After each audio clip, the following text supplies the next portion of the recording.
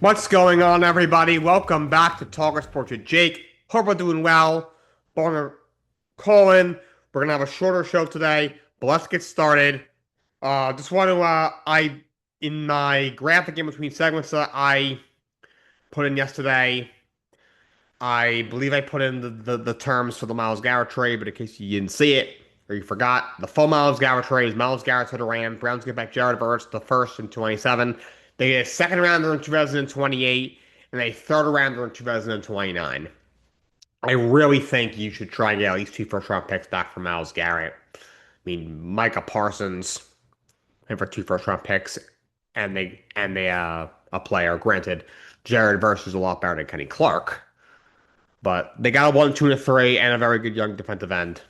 That's a relatively solid return for Myles Garrett. And the Rams get the best defensive player of the NFL to an already Super Bowl contender. Patriots make a trade to get A.J. Brown from the Philadelphia Eagles. I don't know why everyone acted so shocked. We've known this for months. This was going to happen. We've known this is going to not happen until June 1st for the most part because of the financial implications for the Philadelphia Eagles. He's officially a New England Patriot. Eagles get back a fifth rounder in this year's class and a first rounder in 2028. So I think this is a fair trade. A.J. Brown's a really good receiver, but he's going to be 29. Last year, 78 catches, 1,003 yards with 7 touchdowns. Year before that, 97 catches, 67 catches rather, for 1,079 yards and 7 touchdowns. So he has declined over the last 2 years production-wise. He's had some inconsistent play calling last year. Jalen Hurts is not the best passer overall, in my opinion. Drake May's a much better quarterback, much more talented quarterback, much better thrower. But this is a very good receiver in the NFL in A.J. Brown. He's a guy that can beat you over the top, something that the Patriots really need. He is a three-time second-team All-Pro. And now this is the first time he's really had a true quarterback. He had, outside of maybe Ryan Tannehill for the 1 year in Tennessee, but even that was a very run-heavy offense with a prime Derrick Henry in Philadelphia with Jalen Hurts. Now he goes to a New England offense that is relatively pass-heavy, and Jake May is the most talented quarterback that he'll have played with to this point in his career. I don't even think it's remotely close whatsoever. He's still really good, but I think this is a fair return on both sides. Phil needed to get him out of there. They get a first rounder in 2 years from now. If you're the Patriots, he's got a lot of money. He's got a good amount of money that he's on the hook for. And he's going to be 29. He's declined. Bit of a locker room issue. They just go off stuff on Diggs. Not that Diggs and A.J. Brown are the same. A.J. Brown's a much better receiver and not as much of a locker room problem. Diggs was accused of assaulting people. And A.J. Brown just kind of a pain in the ass, to deal with. Two very different things. But still, you're getting off one locker room issue. You're bringing in another one. You should kind of be compensated for that. And they were, for the first being next year, not this coming year. And this upcoming draft class is supposed to be legendary. We don't know what the 28 class will look like. But Philly gets a first round pick back for A.J. Brown. Patriots bring in A.J. Brown. That gives you a legit top level receiver that can beat you over the top. You still had a guy like Romeo Dobbs, who you spent all that money on in the offseason. He can be your number 2 receiver. Kyle Williams, who you drafted last year, can be your number 3 receiver. Pop Dunks as your 4, Keisha Butte. Everyone can settle into a correct role for them. This is a very good pickup by the New England Patriots. Obviously, Vrabel he had him in Tennessee. Was very upset when the Titans traded him to the Eagles a few years ago when he was still coaching in Tennessee, and he reunites with his guy A.J. Brown in New England. Moving along, Seahawks extend Derek Hall 3 years, $42 million with $21 million guaranteed. Hall is a very good player. Last year, production-wise, numbers were down. 30 tackles, 2 sacks, 2 pass defenses. He didn't play nearly as much because he didn't have to because of how deep they were up front. The year before that, when he started for the Seahawks for the majority of the year, 37 tackles, 8 sacks, 2 forced fumbles. So he's a very good underrated edge rusher. Still going to be just 25 years old next year. And he gets an extension from the Seattle Seahawks. And just moving along here, Steph Curry signs a landmark deal with a Chinese company, Li Ning, 10-year shoe deal.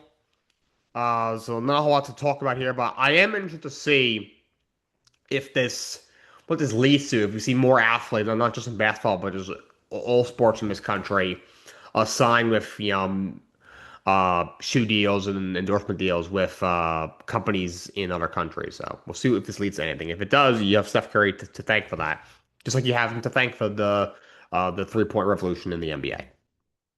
For baseball, Edwin De La Cruz has been missed 2 to 4 weeks for hamstring strain. It's unfortunate, kind of like the Murakami injury for both team and the player.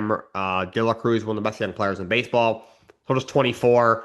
This year was hitting 280, 12 homers, 37 RBIs, an 855 OPS, 346 slugging. He already has 10 steals. This is a guy who's obvious 5-tool player. Last year hit 264, 22 and 86. Was electric in the first half, second half, struggled. The year before that, in 24, he hit his first full season in the league. Hit 259 with 25 homers, 76 RBIs, led the league with 67 steals. He had 83 attempts that year too, which is crazy. He's got that long swing, so he strikes out a lot. Had 218 strikeouts 2 years ago to lead the league. Last year, 181 strikeouts. He has 76 so far and 232 at bats. It's a pretty big number, but he's got some pretty crazy power. The power and speed combination is really, really crazy. Like I said, he stole almost 70 bases 2 years ago. He stole 37 last year, and he already has 10 this year through the first 2 months. So, but he's gonna miss a couple of weeks. He's got a hamstring strain. It's said between like grade 1 and 2, so it's not the worst. But he's gonna miss a few weeks. So tough break for the Cincinnati Reds. We're already down their ace, Hunter Green's now since spring training. But the staff is held together. Chase Burns has been great. We'll see how the offense holds together without Elly De La Cruz for at least a couple of weeks. And for hockey, that's part of this segment. Then we're going to finish off with some off-season stuff with basketball. The Canucks are hiring Manny Malhotra as their next head coach. He relieves Adam Foote, who was fired after only 1 season on the job. Now, Malhotra was their AHL coach the last couple of years. Has done a really good job. He won the Calder Cup, was the AHL title this past year. Prior to being the AHL coach for Vancouver, he was an assistant coach for Toronto for a few years, and he played in the AHL for a while as well, a while back. To finish off today, I'm going to continue my NBA off-season preview series. Only going to do 2 teams today. I've been doing 3.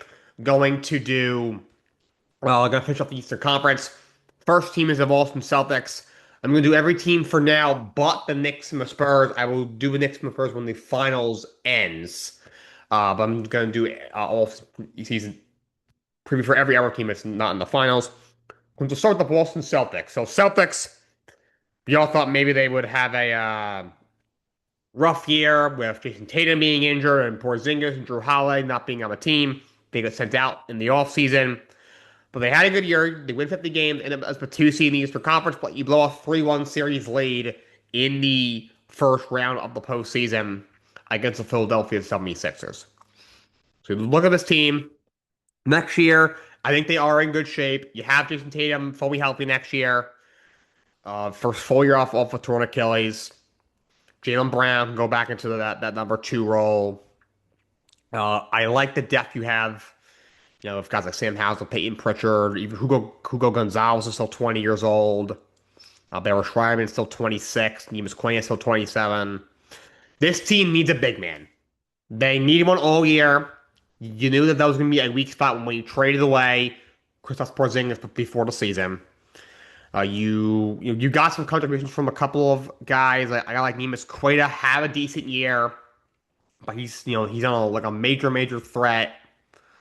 Remember, you also lost Luke Cornett in free agency. I always think they probably should have traded a guy like Sam Hauser, even, although I do like Sam Hauser, so that they can keep him. But didn't happen, and he's had a really good year with the Spurs behind Victor Wembanyama. I think we'll see him also in the NBA Finals. But they tried to make a trade for Vucevic at the deadline, didn't work. He was hurt a bit in the regular season until they got him. You know, for whatever reason, Mazzola didn't really play him late in that playoff series against Philadelphia. Well, they got to go out and get a legit big man. Somehow, some way. They got to find one to tie all this together. I would like to see them add, not like to see them screw Celtics, screw Boston, but from Boston's perspective, they really should go out and get a real point guard. Derek White can play point guard, and I love Derek White. He's a very impactful player. But he didn't have a great year this past year. Did not shoot the ball well. Was very bad in that playoff series. I would be interested to see if they look to move him. He's 32 years old. He's got 2 years left plus a player option. He's due $30.3 million his upcoming year. Following year, he's due 32 and a half, and has a $34.8 million player option in 2029. So I wonder if they look to move him. I mean, you gotta think, Halliburton is in that window. Brown's gonna be 30, Tatum's 28, Achilles in the rearview mirror, but he came back so quickly from it. How will his body truly respond this coming season? Even Peyton Pritchard is 29. So this team is starting to age a little bit. You got Brown and Tatum on those huge deals for 3 or 4 more years. But they gotta get a big man, and I think they should bring in another point guard. I think if they can play Derek White at the two or even the three, they'd be better off. This allows Peyton Pritchard to be a full-on six-man, which is where he excels. He's a good little player. But you have a lot. You have some young guys on the bench that I like a lot. A couple that played some really good basketball this year. Barry Schreierman, Musqueda. Granted, Sherman struggling in the playoff series at times, especially in Game 7, but he overall had a really good year. Hugo as well. I got played well as a rookie. Gotta get a big, maybe a point guard. I would at least test the market for Derek White and definitely see what's out there. And the last thing I'm going to cover today is going to be the Detroit Pistons. So the Pistons were the one seed in the East this year, 160 games, and you lose in the second round in 7 games to the Cleveland Cavaliers. Very obvious. You gotta get a number 2 option next to Cade Cunningham. You need a complimentary scorer next to him. They don't have one on the roster. We'll see interesting what they do with their own free agents. Tobias Harris is a free agent. Does he come back? He's going to be 34 years old. Jalen Duren, you got to bring him back. He's still 23. He was an All-NBA guy in the regular season, as bad as he was in the playoffs. Trying to avoid giving him the full 5 for $267 million. Maybe he can do like 5 for 200. Just tell him, like, you're just not worth that right now. Maybe if you prove yourself 3 or 4 years, you can come back to the table, maybe give him that option, but you got to get a legit complimentary score next to Cade Cunningham. You have some role pieces that I like. Isaiah Stewart as a backup big is solid. Good defenseman. Duncan Robinson is a good shooter off the bench. Marcus Sasser is in the bad backup point guard. I like Dennis Jenkins, what he does defensively. Paul Reed as reserve, another reserve big is a good player. Like at this point, Alshon Thompson, great defender. Holy moly, learn to shoot. I said this after they lost to the Cavs. Someone's got to get in the lab with him and learn to shoot a three, please. Good lord, you're a top 5 pick.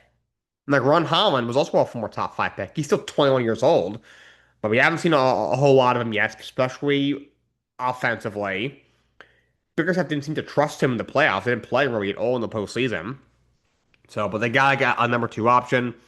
Maybe that means a Lauri Markkanen trade, something else, a free agent, but they got to get a complimentary scorer next to Cade. I think you do bring back Jalen Duren for sure, and I would even look to bring back Tobias Harris. Even look to me bring back Kevin Huerter as a 3-point shooter off the bench. That's all I got for you guys today. Till next time, so long. Have a great day.